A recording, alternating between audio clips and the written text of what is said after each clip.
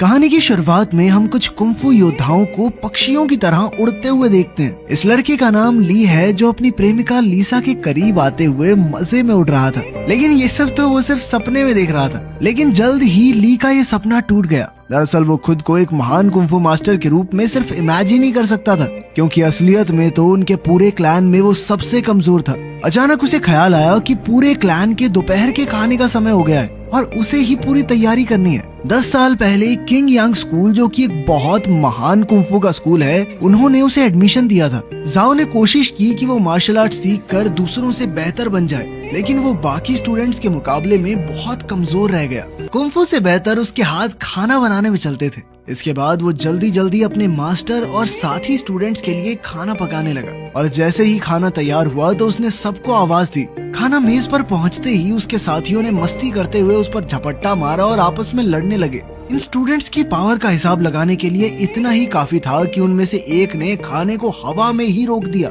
थोड़ी देर बाद मास्टर की पत्नी सुरु आई और उसने हमला करके उसे जमीन पर गिरा दिया। फिर जब मास्टर की एंट्री हुई तो सभी एकदम डिसिप्लिन में शांति से बैठ गए। स्टूडेंट्स को अब सिर्फ नॉर्मल चावल खाने पड़े, क्योंकि ली के तैयार किए हुए खाने को तो वो बर्बाद कर चुके थे। अचानक से मास्टर ने ली से पूछा कि भाई खाना तो ठीक है, तेरी ट्रेनिंग कैसी चल रही है? ली बड़ी खुशी से बताने लगा कि मैं पहले लेवल को बस पार करने ही वाला हूँ, जिस पर उसके साथियों ने तुरंत उसकी वाहवाही शुरू कर दी। लेकिन मास्टर को यकीन नहीं हुआ और उसने ली को आगे बुलाकर उसके शरीर की ऊर्जा को जांचने का फैसला किया। इतने सालों की ट्रेनिंग के बावजूद भी ली कुछ ही पलों में झुकने लगा। ये देखकर लीसा, जो मास्टर की बेटी है, पीछे से ली को सहारा देने लगी। लेकिन मास्टर धीरे धीरे अपनी ताकत को बढ़ा रहा था, इसलिए धीरे धीरे सभी चुपके से अपनी ऊर्जा ली को देने लगे ताकि वो मास्टर के टेस्ट में टिका रहे।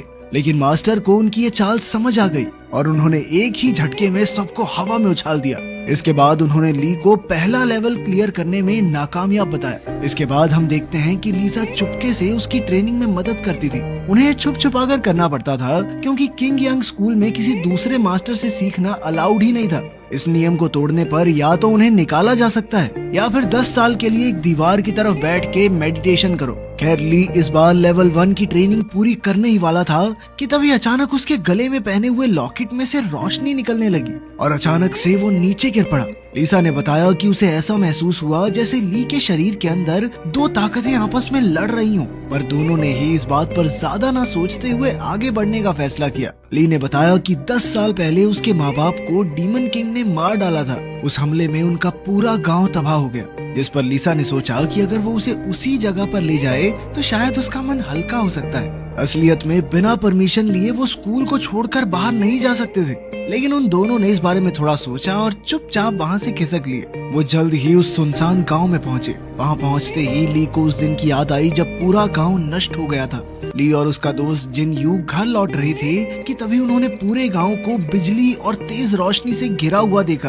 तभी अचानक उनके सामने से मुखौटा पहने हुए एक आदमी गांव के सबसे ताकतवर मार्शल आर्टिस्ट का पीछा कर रहा था। ली और जिन यू इस लड़ाई के बीच में फंसकर बेहोश हो गए। जब ली को होश आया तो लड़ाई अब भी चल रही थी। वो आदमी जिसने मुखौटा पहना हुआ था हार रहा था, लेकिन तभी उसने ली को वहाँ खड़े देख लिया। उसने ली पर हमला करके उसके कपड़ों में एक जहरीला कीड़ा छुपा दिया, और जैसे ही उनके गांव का वो ताकतवर योद्धा उसे बचाने के लिए आया तो ली को पकड़ते ही उस कीड़े ने उस योद्धा को काट लिया। लेकिन उस कीड़े का जहर भी मास्टर को मार नहीं सका, बल्कि उन्होंने उस शख्स को पीट कर भगा दिया।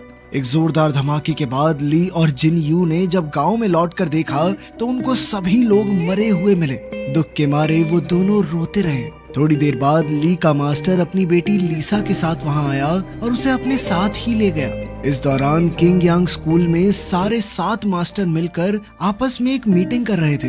हर 60 साल बाद और अपने स्टूडेंट्स के बीच एक कंपटीशन रखते थे, ताकि ये तय किया जा सके कि आखिर कौन सा मास्टर सबसे ज्यादा ताकतवर योद्धाओं को तैयार कर सकता है। इस कंपटीशन में जीतने वाले को महासेना नायक बना दिया जाता। किंग यांग स्कूल के नीचे एक पुराना दुश्मन बसा हुआ था और एक मास्टर को लग रहा था कि डीमंस अपनी संख्या बढ़ा रहे हैं। इसीलिए ये टूर्नामेंट एक तरह की ट्रेनिंग भी है, ताकि सभी स्टूडेंट्स दुश्मनों से लड़ना सीख जाएं। इसके बाद हम देखते हैं कि कुछ स्टूडेंट लड़के छुपकर शाओजू क्लैन के स्टूडेंट्स, जो कि आमतौर पर लड़कियां ही होती थी, उन्हें ट्रेनिंग करते हुए देख रहे थे। वहाँ एक से बढ़कर एक लड़की थी, तो लड़कों ने तो गेड़ियां मारनी है। लेकिन सभी का ध्यान लड़कियों में से सबसे ज्यादा ताकतवर जूकी पर पड़ा।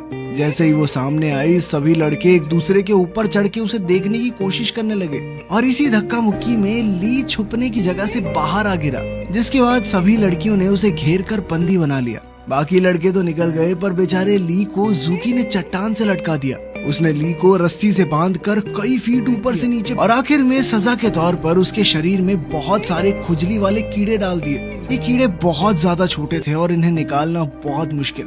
ली के दोस्तों ने कीड़े निकालने की बहुत कोशिश की, लेकिन वो बहुत ज्यादा थे, तो उन्होंने सोचा कि ली को गर्म बर्तन में बंद कर देते हैं। किस्मत से सही समय पर लीजा वहाँ पहुँच गई और उसे बचा लिया। उसने उसे बर्तन से बाहर निकाला और खुद उसका इलाज करने लगी। ली तो पहले ही मन उसे बहुत पसंद करता था और उसकी इस हरकत को देखकर तो उसका प्यार और ज्यादा बढ़ गया। उसने सोच लिया कि वो मेहनत करेगा, ताकतवर बनेगा और फिर जाके कभी अपना प्यार जाहिर करेगा।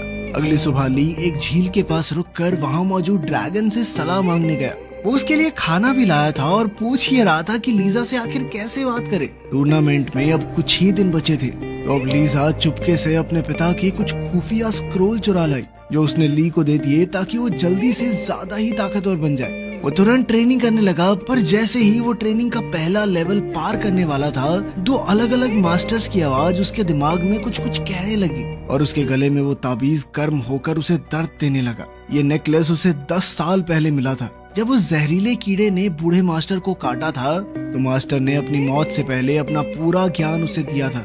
साथ ही उसने ये भी कहा था कि इस हार से जल्द छुटकारा पालो। लेकिन ली तो ये अब तक नहीं कर पाया। अब उसे शक होने लगा कि कहीं ये लॉकेट ही तो मुझे ट्रेनिंग पूरी करने से रोक तो नहीं रहा। जिसके बाद उसने इस लॉकेट को फेंकने का फैसला किया। वो सबसे ऊंची चट्टान पर गया और अब वो लॉकेट फेंकना चाहता था, लेकिन एक बंदर उसे छीनने के लिए वहाँ आ गया। ली तुरंत वहाँ से भागा, लेकिन बंदर उस पर लगातार पत्थर फेंकता रहा। अंत में ली नदी में गिर गया। वो ऊपर तैरने लगा, पर पत्थर उसे और गहरा खींच रहा था। नीचे कुछ रहस्यमयी सी चमकती हुई रोशनी दिख रही थी, लेकिन जाने से पहले पत्थर ने अपनी दिशा बदल दी और उसे वापस ऊपर ले आया। बंदर ने वो लॉकेट चुराने के लिए उसके हाथ पर काट लिया, जिसके बाद ली ने उसे दूर धकेल दिया। जैसे ही ली का खून उस लॉकेट पर लगा, तो झील के नीचे से एक छड़ी बाहर आई। आसमान में अंधेरा छा गया और अब वो छड़ी हवा में तैर रही थी। ली के गले का वो लॉकेट अब अचानक से दोबारा बहुत ज्यादा गर्म होने लगा, जिसके बाद जल्द ही वो जाकर छड़ी के साथ पूरी तरह फ्यूज हो गया, मानो ये हमेशा से एक ही चीज हो। सभी सातों मास्टर आसमान को इस तरह देखकर हैरान रह गए। वो समझ गए थे कि ब्लड सकिंग पर्ल नाम का एक खतरनाक हथियार फिर से जाग उठा है। ये ब्लड सकिंग पर्ल असल में डीमन किंग का हथियार था, जो उससे छीन कर कहीं कैद कर दिया गया, और तभी से डीमन किंग उसे ढूंढ रहा है। अब जब ये छड़ी फिर से प्रकट हुई है, तो हो सकता है कि वो धरती से बाहर आकर इसे हासिल करने की कोशिश करे। इसके बाद छड़ी अचानक से ली के पास चली गई। उसने बंदर को बचाया और वहाँ से जाने ही वाला था कि तभी मुखौटा पहने हुए एक औरत आई और छड़ी छीनने की कोशिश करने लगी। ली को ज्यादा लड़ना तो नहीं आता था, लेकिन वो उस लड़की को जैसे तैसे संभालता रहा, जब तक जूकी और लीसा ने वहाँ पहुंचकर उस अजनबी को भगा नहीं दिया।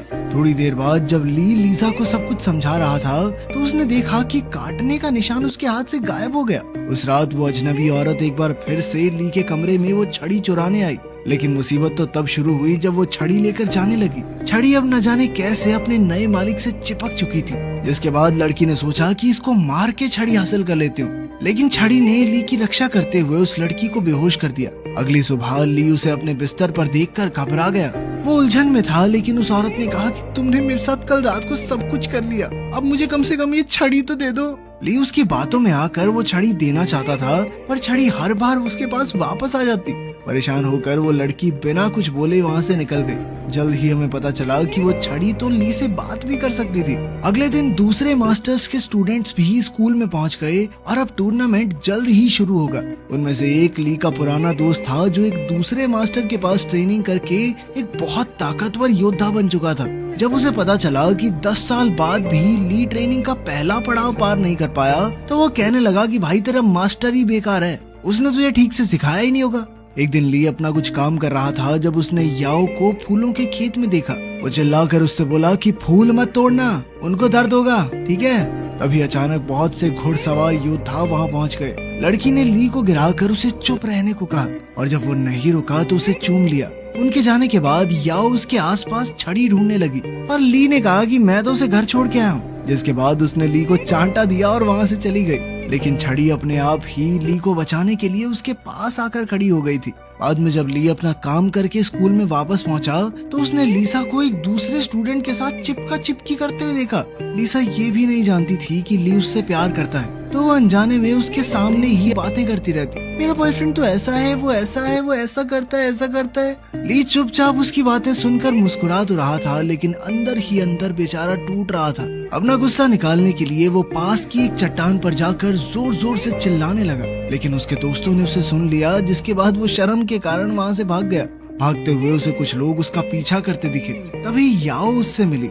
दोनों एक गुफा में छुप गए, जहाँ ली ने उस लड़की से सवाल किए। वो अपने मास्टर से छुप रही थी क्योंकि उसने एक नियम तोड़ा था। बातें करते वक्त वो कई बार छड़ी को छीनना चाहती थी, लेकिन उसका बस नहीं चला। गुस्से में आकर उसने अपना हथियार निकाला, लेकिन इससे पहले कि वो हमला करती, छड़ी ने खतरा महसूस करके उसे बेहोश कर दिया। ली को कुछ समझ नहीं आ रहा था, लेकिन वो तो उससे अच्छे से पेश आया। फिर कुछ देर बाद वो खाना लेने बाहर गया। वापस आया तो उसने देखा कि लड़की कुछ पका रही थी। पहले पहले उसे लगा कि कहीं उसने उसका बंदर तो नहीं पका दिया, लेकिन वो तो जला हुआ खरगोश था। जिसके बाद ली ने एक और खरगोश को छड़ी पर पकाया। लड़की ने उसे चक्कर कहा कि उसे अपनी माँ के पकाए हुए गोश्त की याद आ गई। ली के मन में ज्यादा चालाकी नहीं थी और ये देखकर लड़की ने उसे अपनी माँ की मौत और एक ऐसी जगह पर जीने की इच्छा जाहिर की जहाँ उनको कोई ना ढूंढ पाए। आखिरकार टूर्नामेंट का दिन आ ही गया।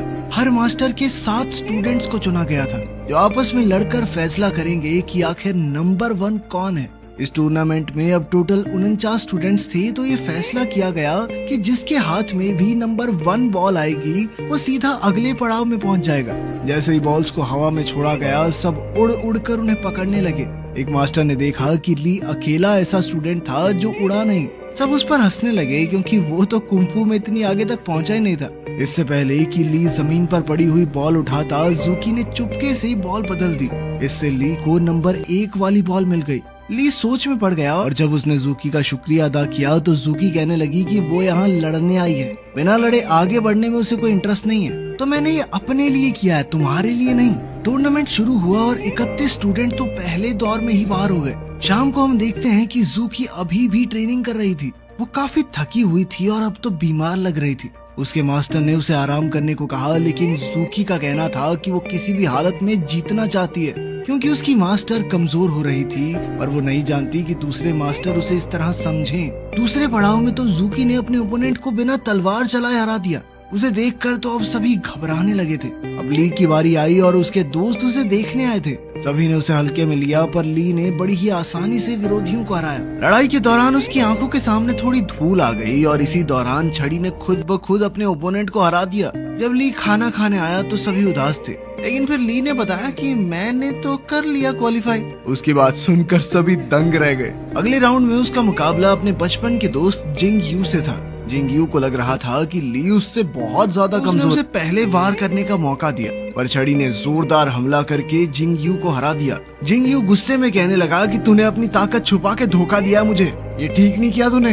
वो इस बात से इतना गुस्सा हो गया कि ली के साथ दोस्ती तोड़ के ही चला गया। रात को ली का बंदर उसे उन्हीं महिला योद्धाओं के इलाके में ले गया, जहाँ जूकी नदी किनारे बेहोश पड़ी थी। ली ने उसे उठाया और देखा कि वो काफी कमजोर हो गई थी। उसने जूकी को सलाह दी कि टूर्नामेंट छोड़ दो, पर जूकी ने कहा कि वो किसी भी हालत में इस टूर्नामेंट को जीत कर ही रहेगी। अगले दिन सभी स्टूडेंट्स और उनके मास्टर्स ली और जूकी के फाइनल मुकाबले के लिए जमा हुए, लेकिन आज ली के पास अपनी छड़ी नहीं थी, क्योंकि कल जिंग यू के गुस्सा करने के बाद उसे बहुत बुरा लगा और उसने छड़ी को ही फेंक दिया। छड़ी के बिना ली शुरुआत में ही बहुत घायल हो गया, लेकिन जब जूकी ने उसे सरेंडर करने को कहा तो वो नहीं माना। वो अपनी आखिरी सांस तक लड़ने को तैयार था, क्योंकि सभी लोग हमेशा उसे नाकारा समझते थे। टूर्नामेंट को खत्म करने के लिए जूकी ने अपनी तलवार निकाली, पर अचानक से छड़ी लौट आई, क्योंकि वो अपने मालिक को मरते हुए नहीं देख सकती थी। छड़ी को छूते ही ली के घाव तुरंत ही भर गए।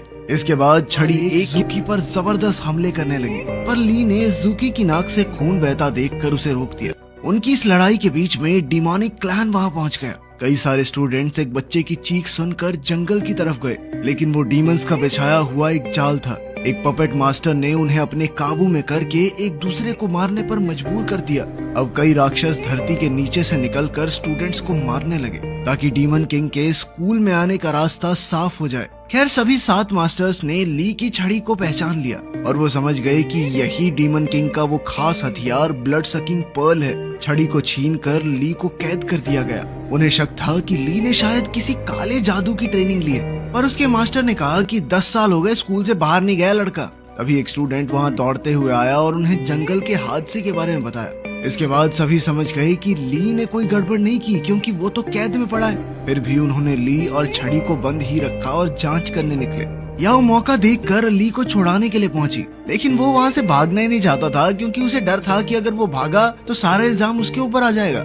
लेकिन फिर याओ को उसे बेहोश करके वहाँ से ले जाना पड़ा। छड़ी ले सामने आई तो याओ ने उसे समझाया कि मैं तेरे मास्टर को कुछ नहीं कर रही, मैं तो उसे बचाने आई हूँ। जिसके बाद छड़ी भी याओ की मदद करने लगी, लेकिन याओ झूठ बोल रही थी और वो उसे अपने पिता के पास ले गई जो डीमन मास्टर निकला।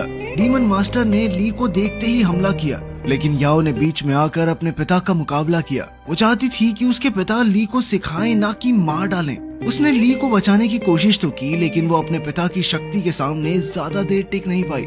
ली अकेला था तो उसने अपनी छड़ी पर ही भरोसा रखा। वो सभी 7 मास्टर्स के वहाँ पहुँचने तक डीमन मास्टर का मुकाबला करता रहा। डीमन मास्टर बहुत ज्यादा ताकतवर था और उसका मुकाबला करने के लिए 7 मास्टर्स ने अपनी शक्तियों को जोड़कर हमला किया।